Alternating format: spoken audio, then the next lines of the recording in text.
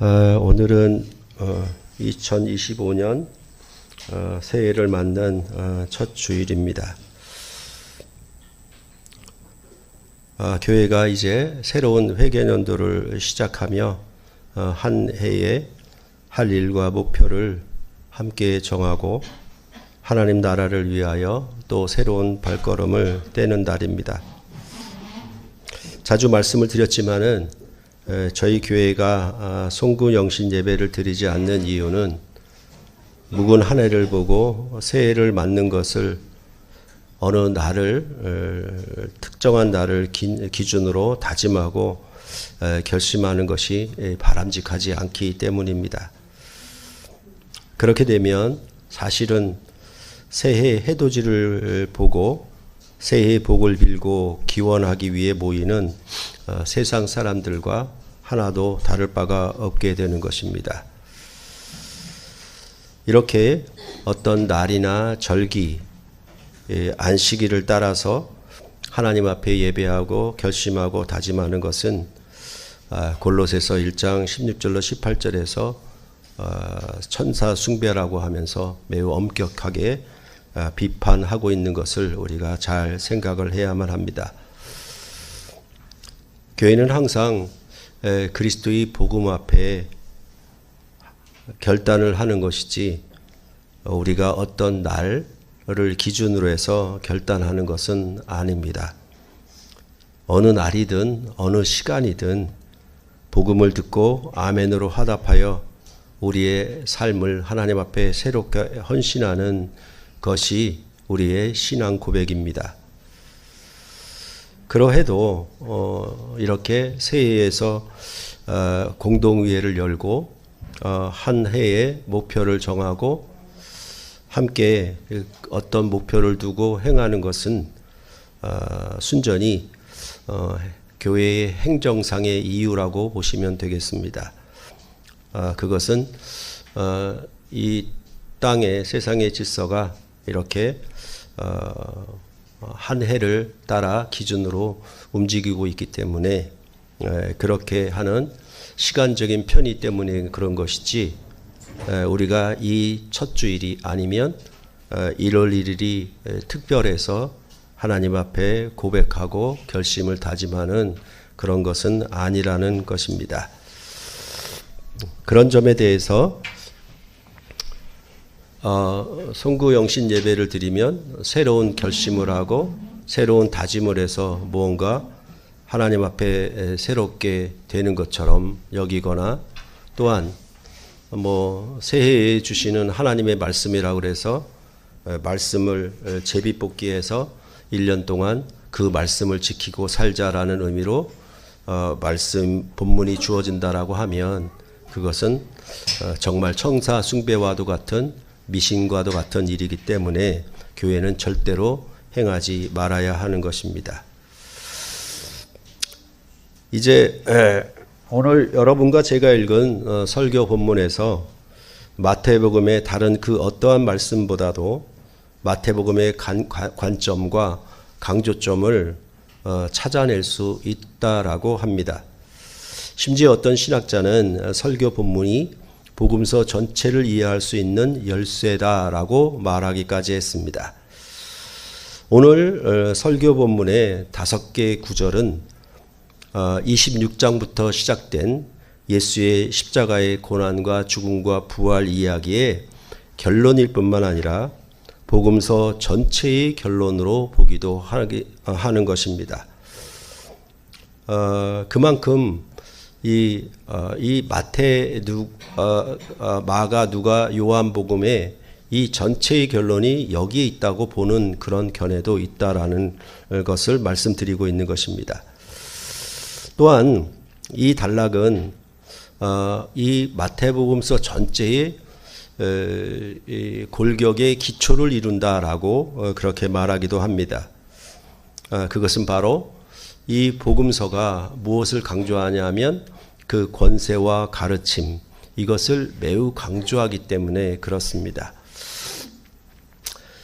그렇게 볼 때 오늘 본문에 있어서 그렇다라고 하면 물론 모든 민족을 제자 삼으라라는 것이 핵심적인 주제이긴 하지만 그 배경이 뭐냐 하면 예수님이 하늘과 땅의 권세를 얻으셨다라는 것, 그 다음에 가르침이다라고 하는 것, 이 두 가지가 매우 중요한 이 본문의 가장 중요한 틀을 축을 형성하고 있다라는 것을 여러분들이 생각하시면 좋겠습니다. 그러니까 이것은 마가복음과 출애굽기를 하면서 여러분에게 늘 말씀드렸던 것처럼 뭐냐 하면 처음에 왕권이 나오고 그 다음에 언약이 나오는 것, 즉 권세가 나오고 가르침이 나오는 것, 이것은 어느 성경이나 거의 동일한 구조로 되어 있다라는 것입니다. 그래서 오늘 본문에도 하늘과 땅의 권세 이게 나오고 그 다음에 내가 분부한 모든 것을 가르침 이것이 나오는 것입니다.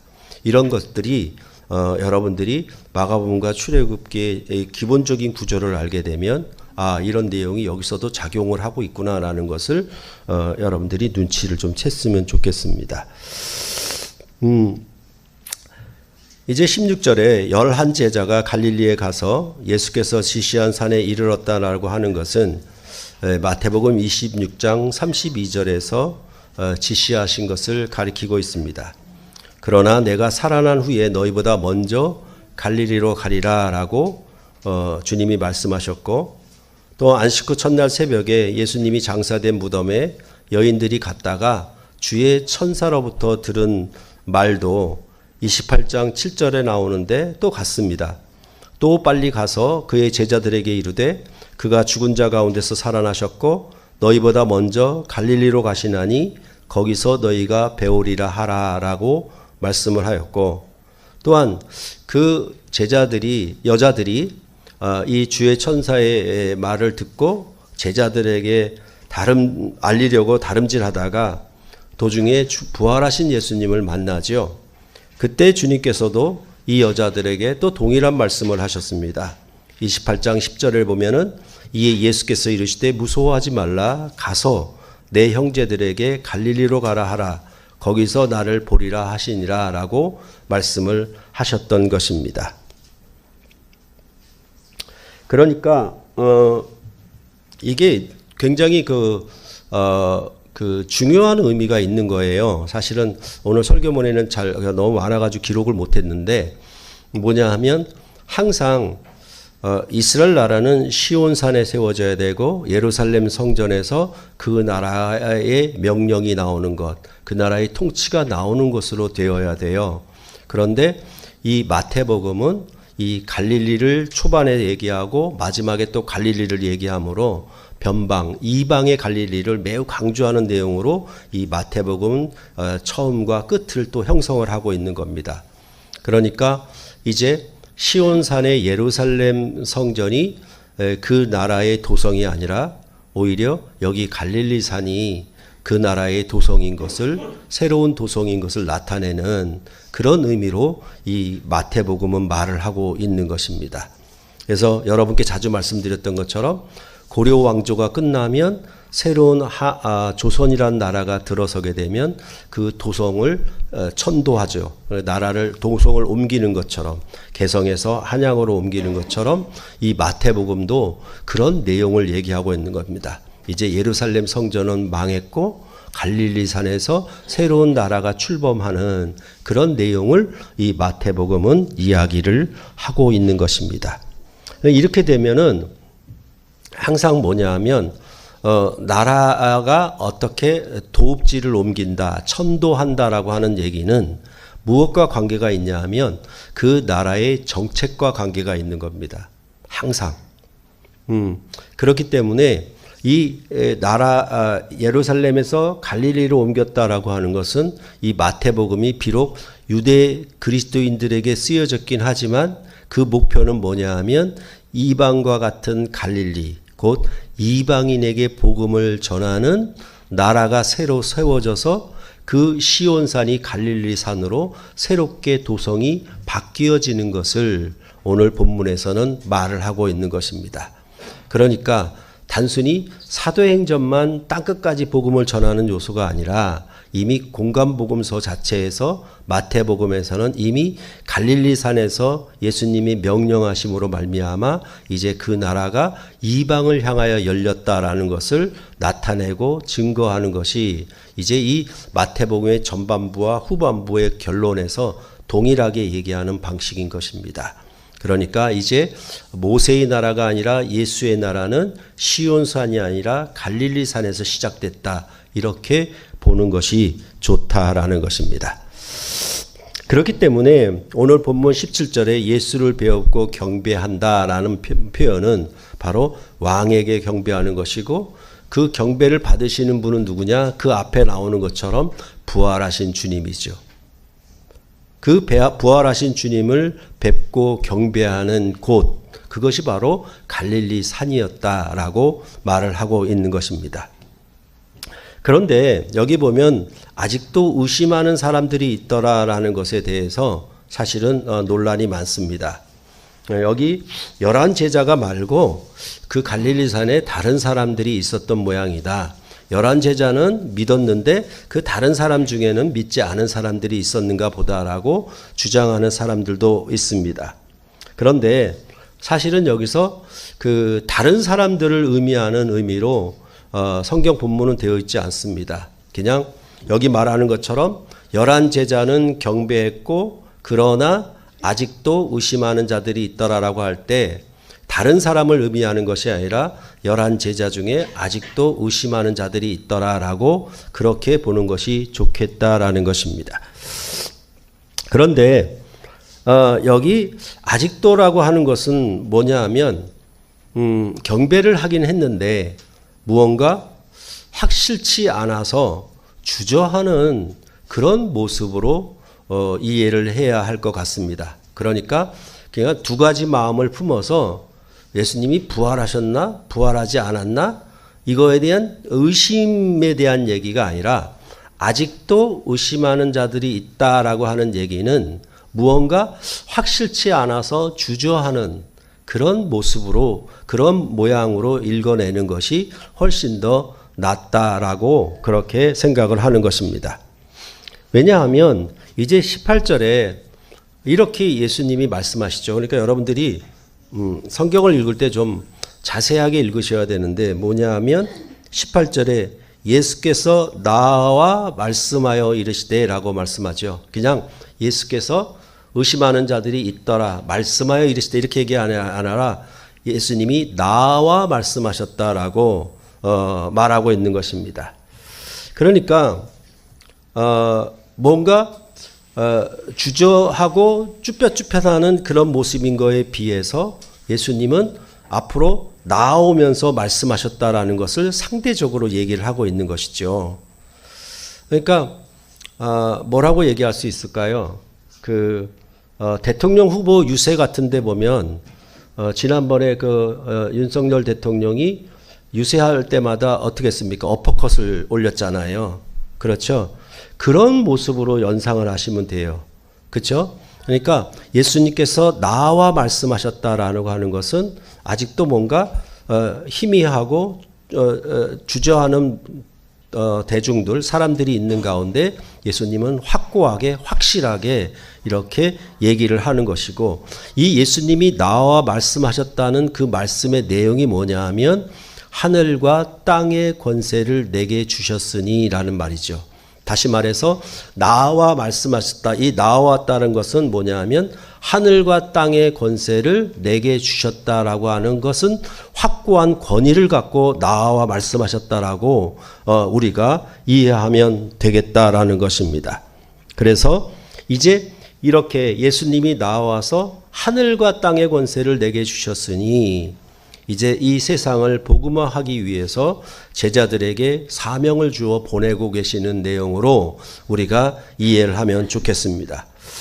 그러니까 이것은 이제 그들에게도 권세를 주시는 것이고 이제 쭈뼛쭈뼛하고 확신하지 못하는 주저하는 그들에게 이제 확신을 갖고 나아가도록 그렇게 말씀하는 것으로 보는 것이 좋겠다라는 것입니다.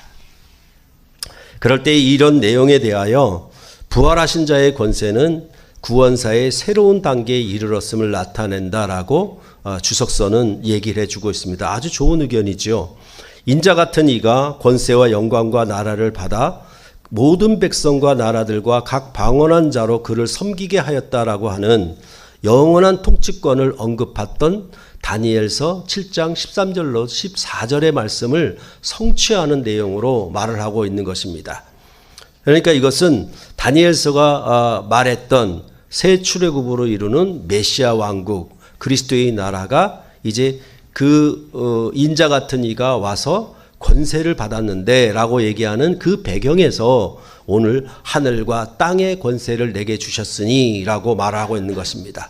다니엘서가 예언했던 그 권세의 나라가 인자 같은 이가 와서 권세를 받은 그의 나라가 이제 드디어 이루어졌다라고 이 마태복음은 말을 하고 있는 것입니다. 그러니까 이렇게 하늘과 땅의 권세를 얻으셨기 때문에 이제 19절에 그러므로가 가능한 거죠. 그가 왕권을 얻으셨기 때문에 그 왕권을 얻으셨기 때문에 그러므로가 그 이하가 그의 명령이 가능하게 된 것입니다.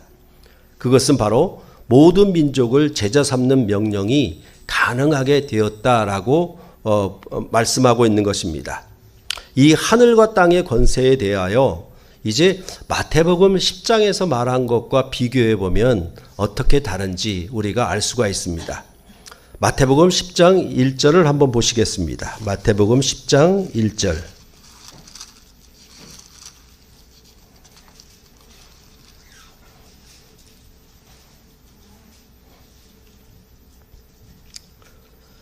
(1절) 함께 읽겠습니다. 예수께서 그의 12제자를 부르사 더러운 귀신을 쫓아내며 모든 병과 모든 약한 것을 고치는 권능을 주시니라. 5절로부터 7절입니다. 또 읽겠습니다. 예수께서 이 12를 내보내시며 명하여 이르시되 이방인의 길로도 가지 말고 사마리아인의 고을에도 들어가지 말고 오히려 이스라엘 집에 잃어버린 양에게로 가라. 가면서 전파하여 말하되 천국이 가까이 왔다 하고 이렇게 말하고 있죠. 그러니까 여기서 분명히 예수님이 추수할 일꾼을 부르시고 12제자를 보내시는데 여기에 보면은 더러운 귀신을 쫓아내며 모든 병과 모든 약한 것을 고치는 권능을 주셨어요. 권능을 주셨는데 그 권능을 받은 제자들이 갈 수 있는 곳이 어디냐면 이방인의 길로 가지 말고 사마리아인의 고을에도 들어가지 말아야만 합니다.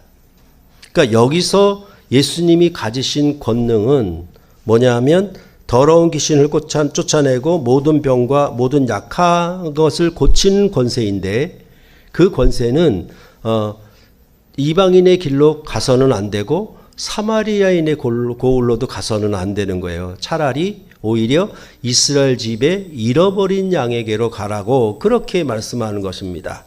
그래서 여러분께 늘상 말씀드렸던 것처럼 예수님은 이 땅에 태어나시자마자 신적인 권능을 입었다. 그는 천성이 태어나면부터 아주 절대적인 권세를 가지신 분이다라고 생각하는 것은 성경이 그렇게 말하지 않아요. 그런 철학적인 의미로 얘기하지 않고 단순히 여기서 말하는 것은 이 권능들은 전부 뭐냐 하면 어찌 보면은 애굽에서 이스라엘 백성을 인도하신 여호와의 권능을 따라서 애굽의 질병이 미치지 못하게 했던 그 권능에 속한 것뿐이에요.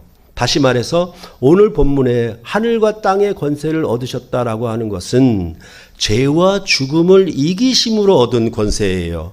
그랬을 때 마태복음 10장의 권세는 아직 죄와 죽음을 이긴 하늘과 땅의 권세를 얻지 못하셨기 때문에 그가 모든 민족을 제자 삼으라는 명령이 주어지지 않고 그 제자들에게 어디로만 이스라엘 집에 잃어버린 양에게로만 가라는 명령이 주어졌던 것입니다. 그래서 제가 여러분께 말씀을 드렸을 때 이것은 성경의 불일치가 아니라 예수님이 아직도 하늘과 땅의 권세를 얻지 못했다. 왜? 죽고 부활하시기 전이었으니까. 그래서 여기 마태복음 10장에 나타난 권세는 만약에 우리 이명박 대통령을 얘기하자면 이명박 대통령이 아직 대통령이 되기 전 서울특별시장이었을 때가 마태복음 10장, 그리고 이명박 대통령이 대통령에 취임하게 된 때는 마태복음 28장에 하늘과 땅의 권세를 얻어서 이제 대한민국 전체를 통치하는 왕으로 오른 것, 그런 것에 차이가 있는 것과 같다라고 여러분께 말씀을 드렸던 기억이 있습니다.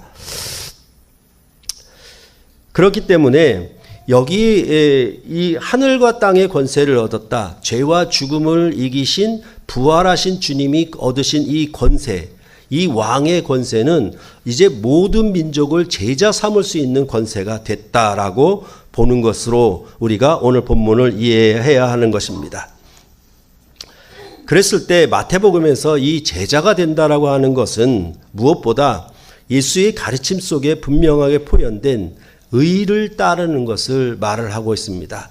여러분께 계속 말씀드렸던 것처럼 성경이 말하는 의라고 하는 것은 언약, 통치, 가르침, 이 모든 말과 교훈, 이런 말과 다 같다라고 말씀을 드렸죠. 그렇게 말씀을 하고 이해를 여러분들이 쉽게 하실 수가 있을 것입니다. 예수의 죽음과 부활 후에 예수의 메시지를 모든 민족이 받아들이도록 하는 것으로 이제 초대교회가 승인하고 성취한 임무이며, 이제 드디어 구원의 역사 속에 이방인들이 완전히 영입되고 있는 것을 말하고 있는 것입니다. 다시 말해서 이제 이방인들에게 드디어 하나님의 나라가 문호가 개방되었다, 이렇게 마태복음은 선언을 하고 있는 것입니다. 이것은 복음서 처음부터 끝에 이르기까지 마태복음이 유대인에게 쓰여진 복음서임에도 불구하고 이 이방인들이 들어오는 것에 대하여 처음부터 끝에 이르기까지 아주 통일되게 이야기하고 있었던 것을 우리가 보면 됩니다. 그것은 마태복음의 족보가 아브라함으로부터 시작됐다라고 하는 것, 아담으로부터 시작된 게 아니라 아브라함으로부터 시작됐다는 얘기는 너로 인하여 많은 족속이 복을 얻으리라 라고 아브라함에게 약속했던 그것, 그리고 2장 1절과 12절에 예루살렘과 당국자들은 예수의 나심을 거역하고 대적했는데 동방의 박사들, 이방의 박사들은 와서 경배했다라고 말하는 것 속에서도 이제 이방인을 위한 나라가 이제 시작되었음을 말을 하고, 또한 8장 5절로부터 13절의 백부장의 미분도 이스라엘 집에서 이만한 믿음을 찾아본 적이 없다라고 말할 정도로 이제 이방인의 믿음을 굉장히 높이고 있는 것을 여러분들이 볼 수가 있는 것이고, 또한 15장 21절로부터 28절에 우리가 마가복음에서 보았던 수로보니게 여인과 같이, 여기 수로보니게 여인이라고 나오지 않는데 이방 여인으로 나오는데, 이 이방 여인의 믿음, 그 믿음을 강조하는 것을 볼 때 이 마태복음은 전체적으로 처음부터 끝까지 이제 이방인이 들어오는 그리스도의 나라가 새롭게 시작되었음을 알리고 있다라는 점을 우리로 알게 하는 것입니다. 이것은 누차 여러분께 말씀드렸던 것처럼 새 출애굽의 성취다라고 보시면 되겠습니다. 이스라엘 백성이 바벨론에서 돌아올 때 이방 왕 고레스가 내린 명령과도 오늘 본문이 병행하고 있습니다.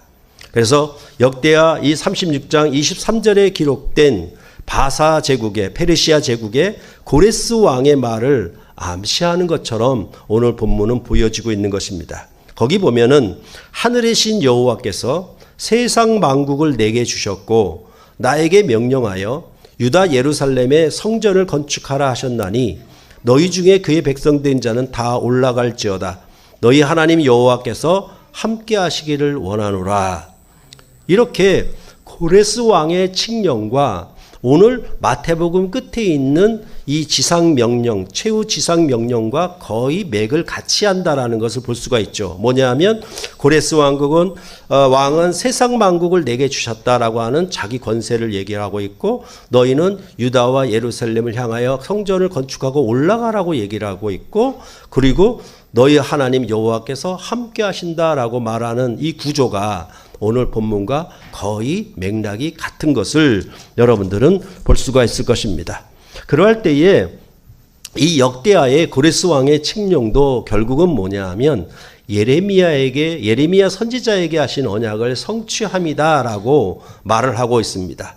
그래서 예레미야 선지자에게 약속했던 이스라엘 백성이 바벨론 포로로 갔다가 70년 만에 돌아오리라고 하는 그 언약이 성취되었음을 배경으로 이 고레스 왕의 칙령이 주어지고 있는 것을 여러분들이 보시면 되겠습니다. 그래서 36장 22절에 바사의 고레스 왕 원년에 여호와께서 예레미야의 입으로 하신 말씀을 이루시려고 여호와께서 바사의 고레스 왕의 마음을 감동시키심에 그가 온 나라에 공포도 하고 조서를 내려 이르되 라고 말씀을 하고 있는 것입니다.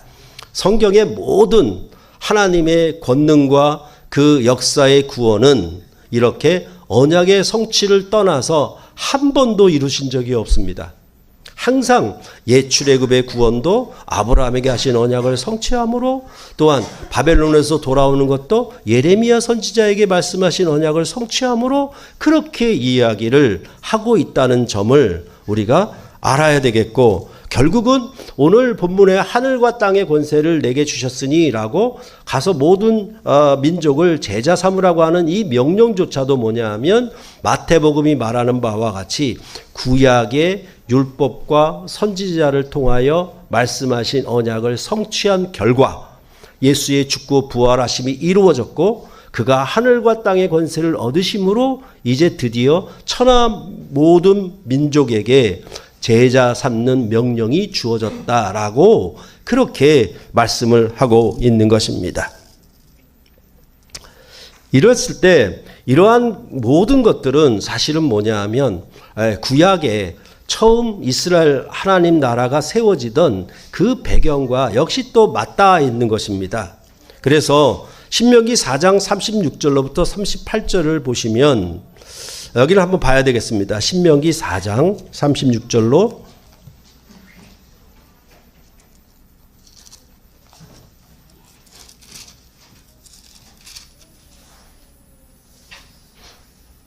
신명기 4장 36절로 38절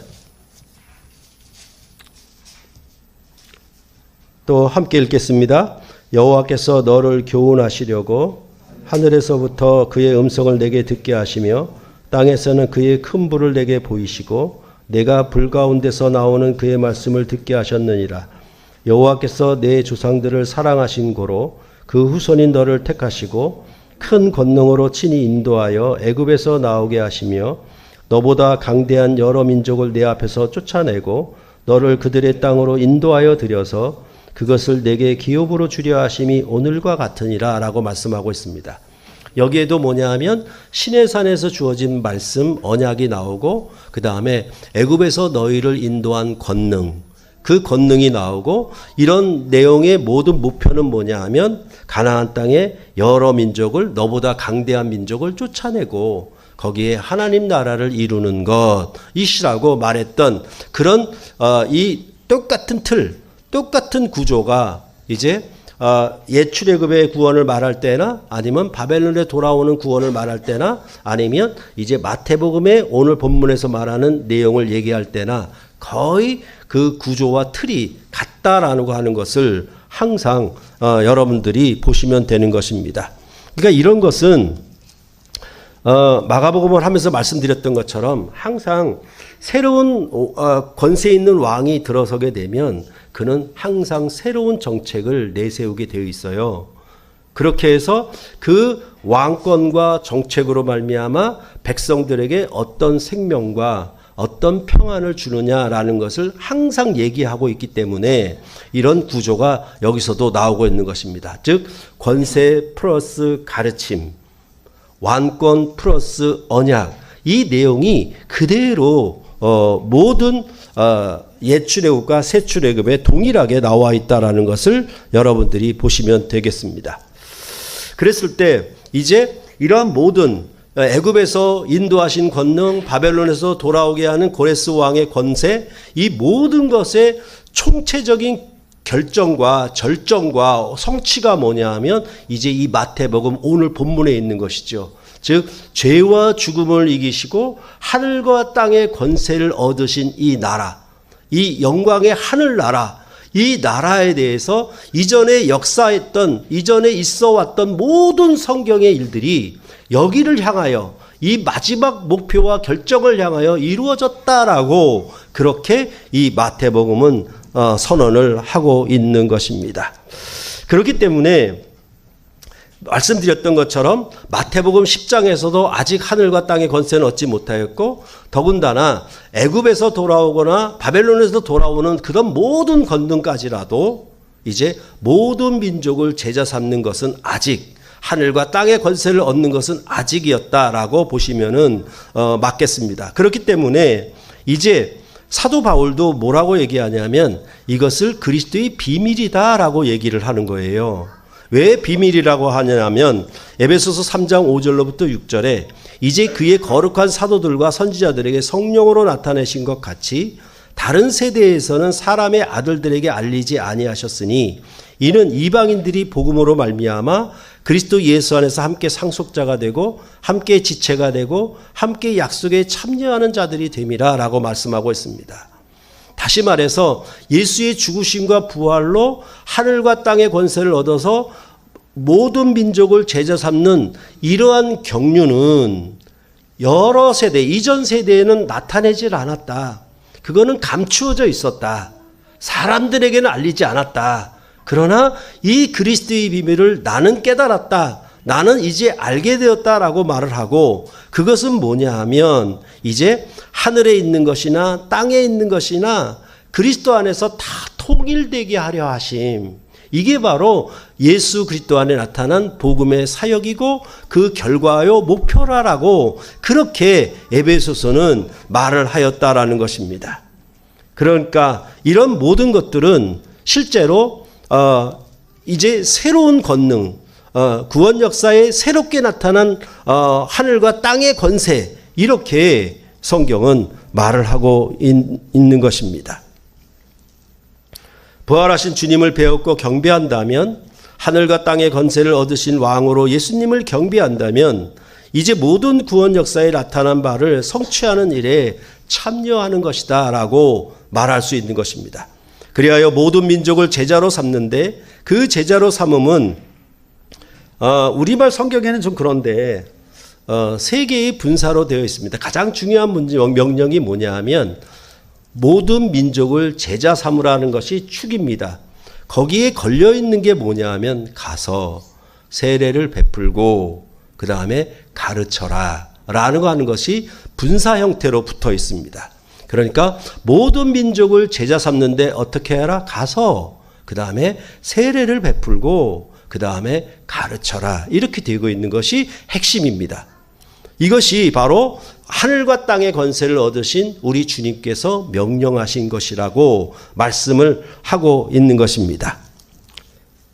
이래서 결국은 하늘과 땅의 권세를 얻으셨기 때문에 이방인의 길로도 가지 말고 사마리아인의 고를도 가지 말라는 그 경계와 제한이 이제 없어진 것이죠. 모든 민족을 제자 삼는 걸로 확대되었다라고 말씀하고 있는 것이고, 그렇기 때문에 이제 사도행전 1장 8장에서도 성령의 권능이 임하면 예루살렘과 유대와 사마리아와 땅끝까지가 열리게 되는 것이죠.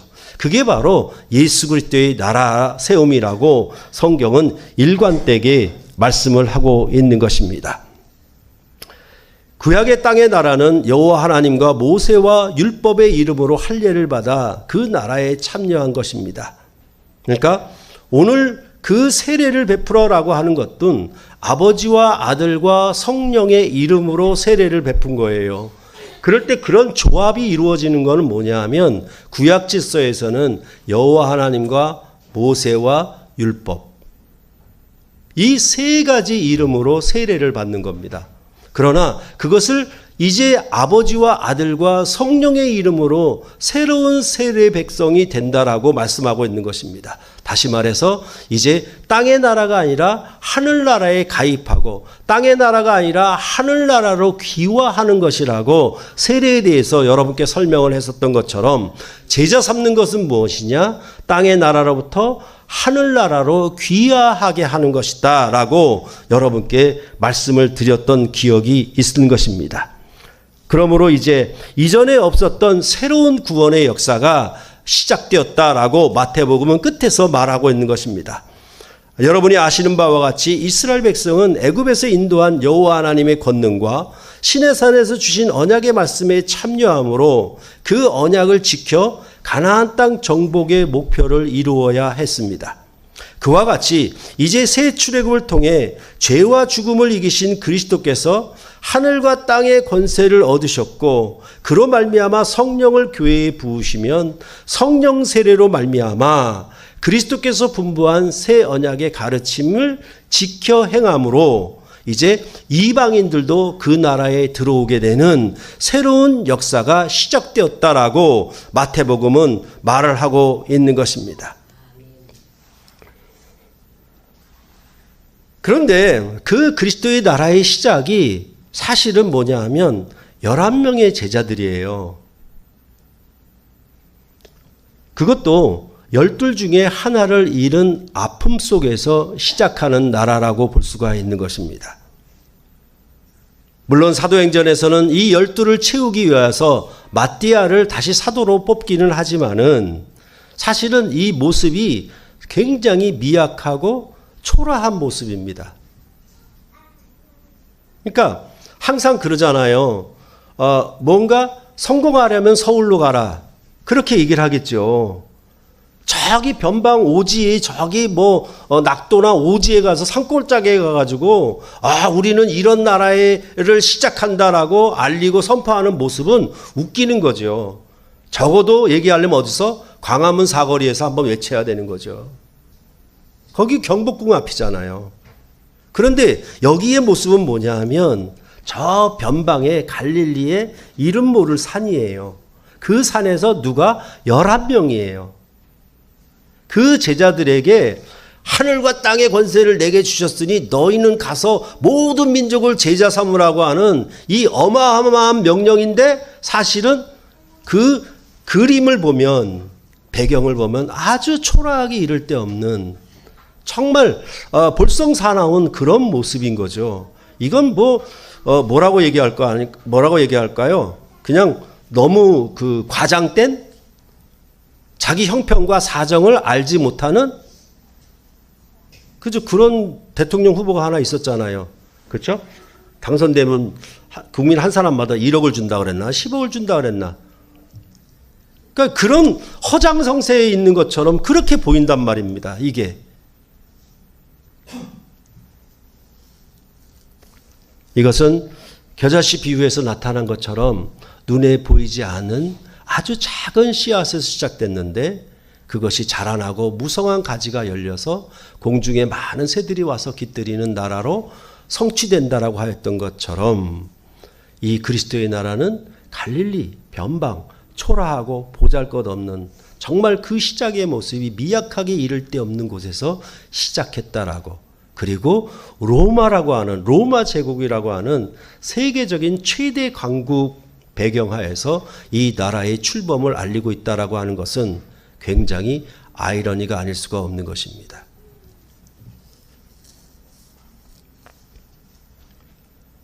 그렇지만 여러분과 제가 보고 아는 바와 같이 세계사는 그리스도의 나라가 세계를 땅끝까지 정복하는 역사인 것입니다.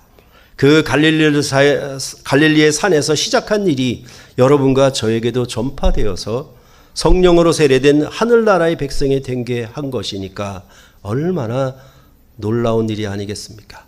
굉장히 크고 놀라운 일이죠. 도대체 가능할 것이라고 이루어질 것이라고 전혀 예상치 못했던 그 누구도 알아주지 못했던 갈릴리 산의 11명의 제자와 함께 선포된 이 말씀이 세상을 정복하고 로마를 정복하고 이제 여러분과 저에게도 이 복음의 전파의 능력이 하늘과 땅의 권세를 얻으셨기 때문에 전파된 것이라고 성경은 그렇게 말씀을 하고 있는 것입니다. 그러면 이런 일들이 어떻게 가능하게 되었는가에 대하여 마지막에 이렇게 말합니다. 볼지어다 내가 세상 끝날까지 너희와 항상 함께 있으리라고 하셨기 때문입니다. 이 말씀은 마태복음 1장에서도 나옵니다. 1장 21절과 22절에 보면 아들을 낳으리니 이름을 예수라 하라. 이는 그가 자기 백성을 그들의 죄에서 구원할 자이심이라 하니라. 이 모든 일에 된 것은 주께서 선지자로 하신 말씀을 이루려 하심이니 이르시되 보라 처녀가 잉태하여 아들을 낳을 것이요 그의 이름은 임마누엘이라 하리라 하셨으니 이를 번역한즉 하나님이 우리와 함께 계시다 함이라. 마태복음은 시작과 끝에서 하나님이 우리와 함께 하신다라고 하는 임마누엘의 복음의 책이에요. 그것을 뭐라고 얘기하냐면 이사야가 예언한 성취로 얘기를 하고 있는 것이 마태복음의 내용인 것입니다. 이렇게 자신의 왕 되신 아들을 통해서 인류와 함께 하실 것이라는 하나님의 천명은 마태복음의 수미상관 구조를 이루고 있습니다. 다시 말해서 인간과 함께 하신다는 천명은 예수의 출생 시에 최초로 약속되었고 마태복음의 마지막 부분에서 확언되고 있다는 사실입니다. 그러므로 마태복음의 별명을 짓는다면 임마누엘의 복음이다 라고 말할 수 있을 것입니다. 이러한 임마누엘, 즉 하나님의 인재를 얘기하는 목표가 무엇일까요? 왜 이런 얘기를 마지막에 함으로 끝낼 것인가요? 그것은 애굽에서 권능으로 인도하신 여호와 하나님이 시내산에서 언약을 맺고 그 언약의 두 돌판을 주려고 모세를 산으로 40일 동안 올라오게 하셨을 때 이스라엘 백성은 금송아지를 만들고 애굽에서 자기들을 인도한 신이라고 경배하고 춤추며 뛰놀았습니다. 여호와 하나님은 이 일에 진노하여 두 돌판을 깨뜨리고 심판하셨지만은 모세의 중보의 기도로 이스라엘 백성 모두를 진멸하지는 않았습니다. 그러나 가나안 땅 정복에는 함께 올라가지 않겠다. 그때 모세가 이렇게 여호와 하나님께 기도합니다. 출애굽기 33장 15절에 보면 모세가 여호와께 아뢰되 주께서 친히 가지 아니하시려거든 우리를 이곳에서 올려보내지 마옵소서. 여호와 하나님이 함께 하시지 않는다면 가나안 땅 정복은 이루어지지 않을 것이기 때문에 이렇게 모세가 여호와 하나님께 간구한 것입니다. 실제로 이스라엘 백성이 가데스 바네아에서 가나안 땅을 정탐한 후 가나안 땅에 들어가기를 거절했을 때 여호와 하나님이 그들에게 너희 조상의 하나님 여호와께서 너희에게 이르신 대로 올라가서 차지하라. 두려워하지 말고 주저하지 말라고 하셨습니다. 여기도 주저하지 말라가 나오네요. 가데스 바네아에서 거역한 일로 말미암아 여호와 하나님이 진노하셔서 여호수아와 갈렙 외에는 아무도 가나안 땅에 들어가지 못하리라고 하셨습니다. 그러나 이스라엘 백성은 가나안 땅에 올라가겠다고 우겼고 결국은 그 가나안 땅에 올라갔다가 크게 패하고 말죠. 그때 이스라엘 백성에게 이렇게 말씀하셨습니다. 너희는 올라가지 말라, 싸우지도 말라. 내가 너희 중에 있지 아니하니 너희가 대적에게 패할까 하노라. 내가 너희와 함께 하지 않겠다. 그러니까 올라가지 마라, 싸우지 말아라. 너희가 패할까 하노라. 그러니까 이 모든 것에 하나님의 임재라고 하는 것, 내가 너희와 세상 끝날까지 함께 하겠다라고 하는 그 내기가 마지막에 나오는 것은 모든 민족을 제자 삼는 일에 내가 함께 할 것이다. 그것을 강조를 하고 있는 것입니다. 이처럼 여호와 하나님이 함께 하는가 함께 하지 않는가가 가나안 정복을 이루느냐 이루지 못하느냐를 결정지었던 것입니다. 그러니까 이것들을 또 똑같잖아요. 뭐냐 하면 우리나라 축구 대표 선수 중에 손흥민이 있냐 없냐, 오늘 경기에 손흥민이 함께 하냐 안 하냐, 그걸로 얘기하는 것과 똑같은 겁니다. 그와 같이 이제 모든 민족을 제자로 삼는 일에 죄와 사망을 이기시고 부활하사 하늘과 땅의 권세를 얻으신 주님께서 세상 끝날까지 함께 하신다고 마태복음 끝에서 말씀을 하고 있는 것입니다. 하나님의 임재는 이처럼 항상 그 나라의 구원에 함께 할 때에 함께 하신다라고 말씀하는 것입니다. 그냥 우리 마음에 임마누엘, 자기 마음의 구원의 확신을 갖는 정도로 하나님의 임재를 고백하고 말하는 것은 아주 우스운 거예요.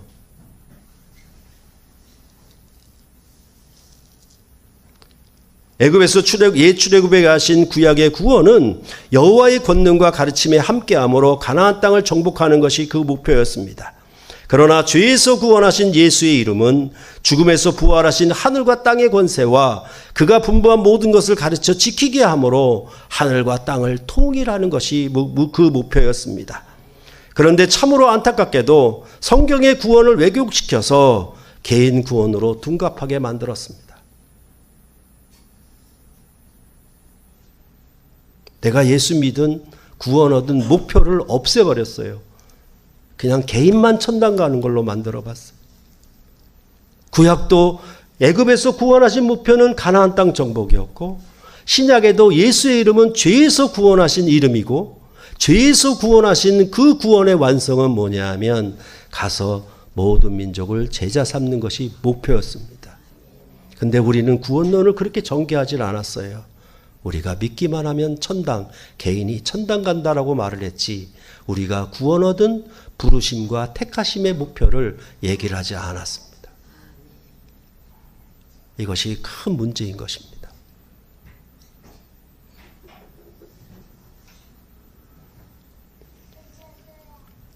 그러니까 실제 권능과 가르침이 주어져도 하나님과 함께하는 임마누엘의 신앙이 바르게 형성되지 못한 것입니다. 아버지와 아들의 관계가 성령으로 끊어지지 않은 영원한 관계로 함께하는 것을 잘 알지 못하게 된 것입니다. 그러니까 우리가 구원을 얻은 목표, 하나님 나라의 영광의 구원에 참여하는 그 일에 동행치 아니할 때에는 우리는 그 어느 것도 하나님의 임재를 알 수도 없고 볼 수도 없고 만질 수도 없습니다.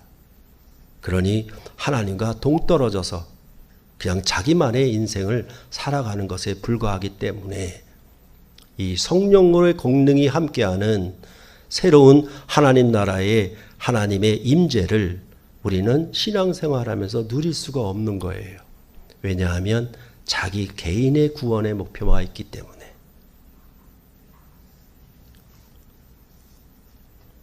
이처럼 우리가 성경의 구원 역사를 알게 되면 성경이 말씀하는 구원이 일정한 패턴을 갖고 있다는 것을 여러분은 보게 되실 것입니다. 단지 그 권능으로 인한 차이 때문에 그 가르침도 그 구원의 목표도 조절되어 있을 뿐입니다. 이제 세상 끝날까지의 마지막 하나님 나라의 구원 역사에 여러분과 저를 부르셔서 모든 민족을 제자로 삼는 일에 참여하기를 명령하고 계시는 것입니다. 그것은 내 구원의 목표가 아니라 모든 민족을 제자 삼는 것.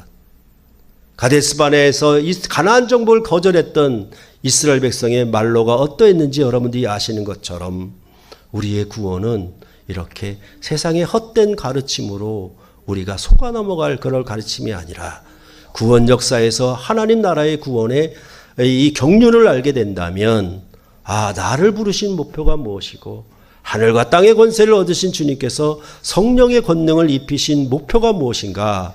그것은 바로 예루살렘과 유대와 사마리아와 땅끝까지 내 증인이 되는 것. 이것은 선택이 아닌 필수인 것을 우리가 알아야만 하는 것입니다. 그것을 항상 우리가 기억하고, 그렇기 때문에 우리가 산상수원에서 보았던 것처럼 세상의 소금, 세상의 빛입니다. 내가 소금 되고 내가 빛이 되는 게 아니라 세상을 위한 소금과 세상을 위한 빛이 우리를 제사장 나라로 구원하신 하나님의 부르심의 구원하심의 목표라고 말씀을 하고 있고, 예수님께서 이 땅에 오셔서 그가 십자가에 죽고 부활하신, 그리고 하늘과 땅의 권세를 얻으신 그 목표도 이제는 유대인과 이방인의 차별이 없이 모든 민족을 하나님 나라의 백성으로, 지난 시간에 말씀드린 것처럼 잃은 양 한 마리를 찾으시는 하나님 아버지의 뜻을 이루는 데 있음을 성경은 말씀하고 있는 것입니다.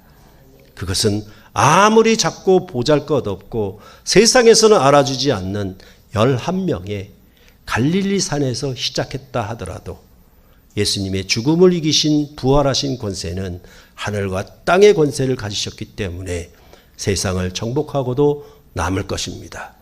여러분에게 주신 이 권능과 권세가 함께 하셔서 우리가 2025년도 하나님 나라의 일에 참여하여서 우리의 모든 삶에서 세상의 소금과 세상의 빛이 되어서 가서 모든 민족을 제자 삼는 일에 우리가 함께 협력하고 한 마음으로 하나가 되는 존귀한 주님의 몸된 교회를 이루시기를 간절히 바라고, 그것만이 이 샘물결 교회의 하나님의 임재를 알고 드러내는 것임을 분명히 깨달아야 할 것입니다.